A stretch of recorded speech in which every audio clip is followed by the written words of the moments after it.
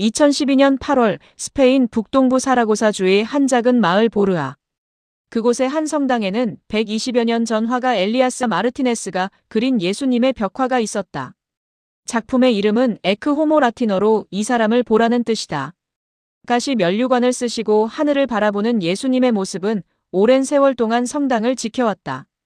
그러나 시간이 흐르며 벽화는 습기와 균열로 점점 훼손되기 시작했다. 그 모습을 안타깝게 바라보던 사람이 있었다. 당시 80대였던 세실리아 히메네스 할머니였다. 할머니는 교회를 사랑했고 예수님의 그림이 망가져가는 모습을 그냥 지나칠 수 없었다. 그래서 직접 붓을 들었다. 정성을 담아 그림을 복원하기 시작한 것이다. 문제는 할머니가 프레스코화의 특수한 기법을 잘 몰랐다는 점이었다.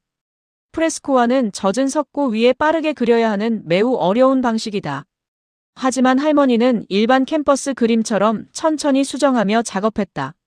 시간이 지나자 그림은 원래 모습과 전혀 다른 형태로 변해버렸다. 결과는 충격적이었다. 예수님의 얼굴은 둥글고 흐릿한 형태가 되었다. 마르티네즈의 손녀가 이 작품을 보러 왔다가 까무러칠 뻔했다. 사람들도 이 그림을 보고 충격과 황당함을 감추지 못했다. 원래 제목이었던 에크 호모 대신 인터넷에서는 에크 모노, 이 원숭이를 보라라는 조롱까지 나왔다. 할머니는 실정법을 위반했고 문화재 훼손 논란도 벌어졌다. 기괴한 작품을 그린 히메네즈 할머니는 오히려 교회를 아끼고 주님을 사랑했을 뿐이라며 당당했다. 처벌해야 한다는 여론과 선한 의도였다는 여론이 맞부딪혔다.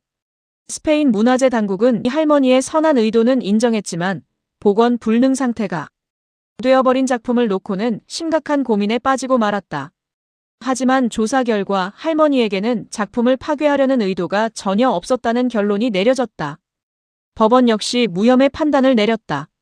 그런데 그 이후 이 사건과 히메네스 할머니는 어떻게 되었을까?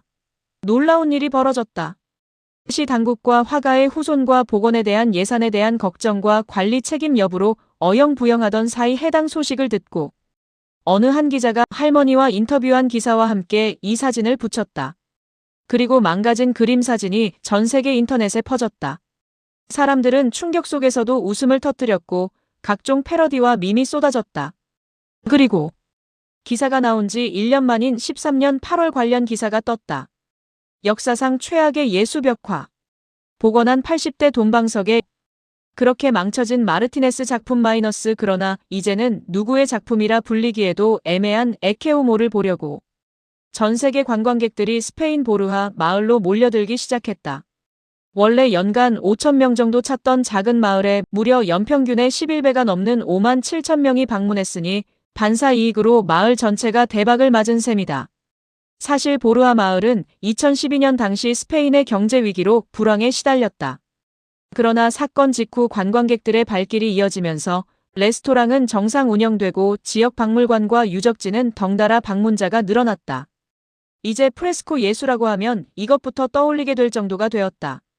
때문에 그림 훼손으로 소송을 걸려던 성당 측은 오히려 이 그림 덕에 성당을 찾는 관광객이 늘자 태도를 싹 바꿔서 성당 입장료 1유로를 받기 시작했다. 티셔츠와 커피 머그잔, 포도주병 등의 그림이 사용될 때 나오는 저장료 수익도 엄청나다. 불황에 시달리던 마을 경제가 되살아난 것이다. 처음에는 소송까지 고민하던 성당 측도 태도를 바꾸었다. 히메네스 할머니는 작품에서 나오는 수익의 49%를 받기로 교회 재단과 계약을 체결했다. 그러나 히메네스 할머니는 돈방석을 택하지 않았다. 그 돈은 재단과 함께 자선사업과 지역사회를 위해 사용되었다. 비난 속에서 한때 17kg나 빠질 정도로 힘들어했던 할머니는 나중에는 자신의 그림 전시회까지 열게 되었다. 그녀는 이렇게 말했다. 내 그림으로 사람들이 행복해한다면 기쁘다. 보르아의 경제가 살아나면서 할머니는 마을의 영웅이 되었다. 라이언에어에서는 스페인 북동부로 가는 항공편을 광고하면서 이 그림을 이용할 정도다. 결국 이 사건은 미국에서 오페라로 재탄생되었다. 그리고 히메네스 할머니는 마을의 웃음거리에서 보르아를 살린 상징적인 인물이 되었다. 현재도 보르아시는 이 사건을 기념하고 있으며 히메네스 할머니는 2025년 12월 30일 향년 94세로 사망했다. 미술사적으로 보면 실패한 복원이었을지 모른다. 하지만 한 사람의 순수한 마음은 예상하지 못한 결과를 만들어냈다. 인생은 때로 완벽한 실력보다 진심이 더 오래 남는다. 우리는 결과를 다 알 수 없지만 진심을 담아 살아가는 사람의 삶은 결국 누군가를 살리고 웃게 만들 수도 있다.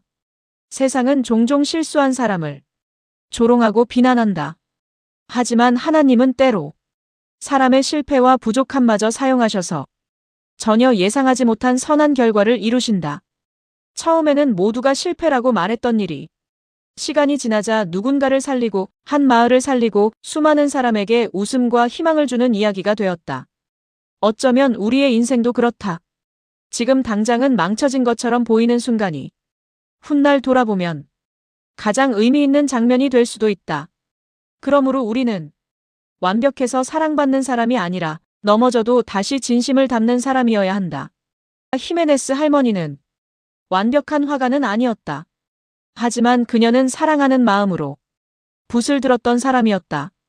그리고 결국 사람들은 그 그림의 완성도보다 그 안에 담긴 한 사람의 마음을 기억하게 되었다. 인생은 언제나 계산한 대로 흘러가지 않는다. 그러나 진심과 사랑은 때로 우리의 실수조차도 누군가를 위한 축복으로 바꾸어 놓는다.